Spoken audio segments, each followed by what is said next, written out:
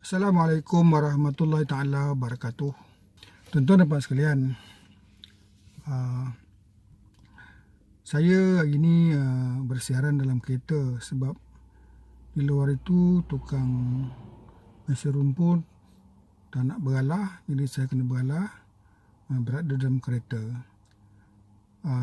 Hari ini saya ingin berkongsi pasal satu perkataan yang telah kita ketahui sejak sekolah lagi masa kita bermain bola, iaitu pasal coaching.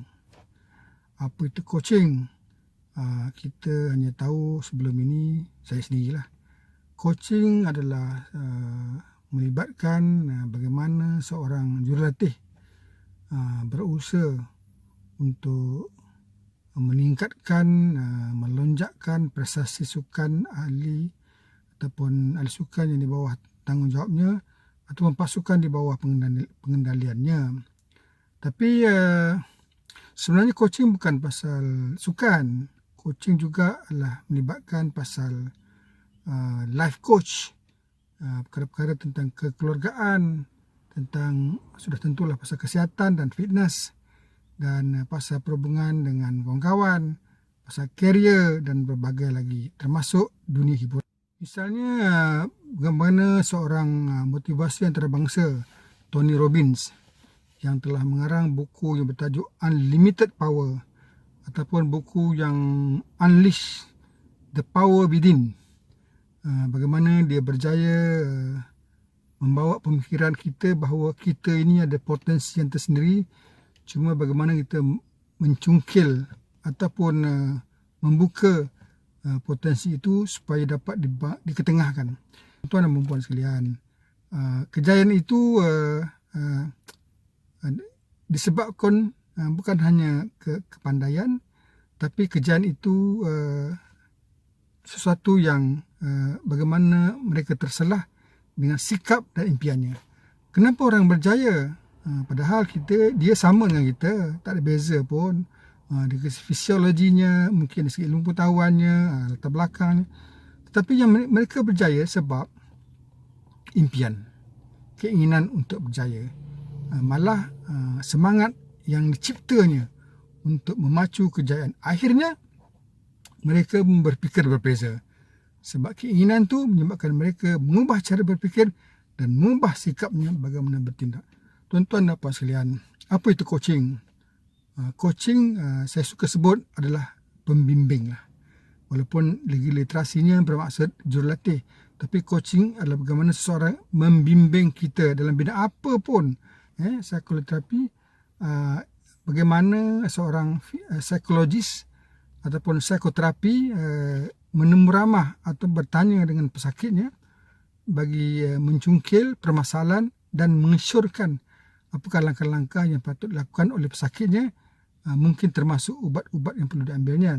Tetapi tuan-tuan puan, coaching adalah bagaimana seseorang coach itu mengadakan perbualan dengan kliennya, dan akhirnya bagaimana coach berjaya membimbing kliennya untuk mendapatkan jawapan yang kliennya suka.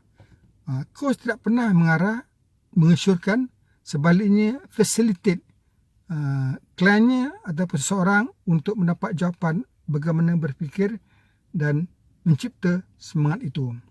Jadi coaching melibatkan tiga perkara. Pertama, coaching itu sendiri, prosesnya. Kedua, coachesnya yang membimbing, dan coachingnya, iaitu mereka yang sedang dibimbing. Jadi apa itu coaching? Coaching adalah bagaimana kita mencipta impian dan semangat. Kita sendiri, coach itu sendiri. Dan dia berlaku apabila coach berjaya membina upaya seseorang, membangkitkan keyakinan dan keyakinan diri untuk berjaya. Seterusnya mencipta, membina upaya ownership. Dia tahu apa dia buat, dia bertanggungjawab apa dia buatnya, kerana itu yang dia suka. Begitulah coaching.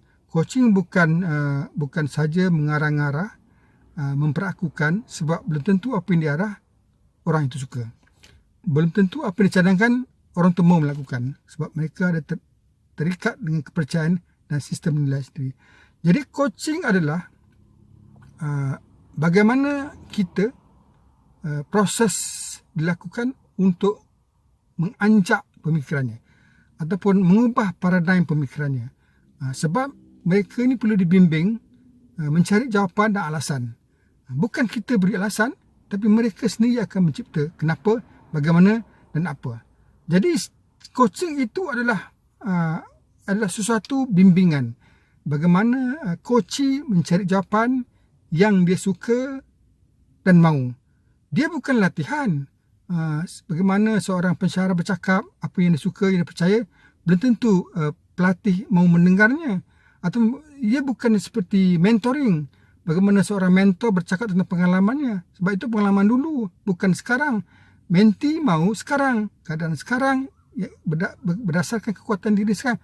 Dan coaching bukan counselling. Counselling bagaimana counselor mengesyorkan apa yang patut dilakukan berdasarkan maklum balas yang diterima oleh counselor itu sendiri. Jadi, coaching ini berjaya atas dasar semua orang boleh mencipta kejayaan berdasarkan dengan pelbagai pilihan bagaimana yang dia mahu. Kita banyak pilihan untuk mencari tindakan dan berfikir bagaimana caranya. Tuan-tuan dan sekalian, apa itu coacher? Ini penting. Coacher adalah seorang yang tanpa melibatkan perasaan mahu mempengaruhi coachingnya. Coacher hanya tidak pernah memberi arahan, tidak pernah mencadangkan, sebaliknya hanya cuba membantu coach mencari jawapannya sendiri. Coach tidak pernah melabel apatah lagi mentarifkan coachnya, malah menghukum, berjudis bagaimana coach mengemukakan jawapan. Sebab jawapan coach mestilah berkisar kepada wayang mindanya, apa yang dia percaya dan suka, bukan kepada apa yang coach suka. Jadi coach hanya akan mencipta jawapan bagaimana mencipta kejayaan dan mencipta emosi berdasarkan apa dia percaya, bukan apa coach percaya. Jadi kebijaksanaan coach mestilah bagaimana menyokong coach mencipta apa yang dia mahu, bagaimana mencipta kejayaan itu, dan seterusnya mencipta semangatnya untuk terus berjaya. Coach perlu membuat keputusan. Walau dalam keadaan apa pun, coach yang membuat keputusan. Coach hanya membantu coach membuat keputusan terbaiknya. Dia mestilah tahu dan sedar bahawa dia membina realiti, keadaan sebenar, apa yang wajar dilakukannya. Dia tidak seharusnya mencipta sesuatu andaian ataupun angan-angan. Malah dia mencipta dan bertindak atas realistik apa yang dia ada, apa yang persekitaran dia ada, dan apa yang dia percaya. Tuan-tuan dan puan sekalian, semua orang perlu diberi coaching, dibimbing. Dan pada masa yang sama, semua orang boleh membimbing dan memberi coaching. Terutamanya seperti guru. Guru bukan mengajar murid saja, guru membimbing pelajarnya menjadi manusia. Kita pun ketua si rumah bukan hanya menjaga ahli si rumah kita juga wajar membimbing.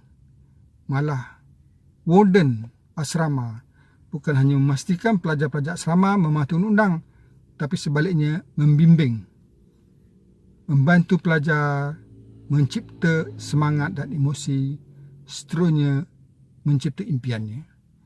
Dan juga sebagaimana kaki tangan yang wajar diberi bimbingan oleh pegawai atasannya. Tuan-tuan dan puan sekalian, coaching sangat berkesan sebab dia atas dasar seseorang itu hanya mahu bertindak atas apa yang dia mahu. Tidak pernah seseorang bertindak apa orang lain mahu. Kalaupun dia mahu sesuatu yang salah, kita harus bimbing cara berfikirnya sebelum kita mengarah. Jadi coaching adalah bagaimana untuk membuka potensi yang ada pada coach. Setiap orang mempunyai kebolehan dan potensi. Coach bertanggungjawab to unlock the potential. Semoga kita tidak lagi melabel-label mengarah-ngarah apa yang kita suka terhadap anak-anak kita, anak murid kita dan mereka yang di bawah jagaan kita. Kita hanya perlu memastikan mereka suka apa yang mereka buat, lakukan dan kepercayaan mereka. Dan di sinilah coaching sangat diperlukan.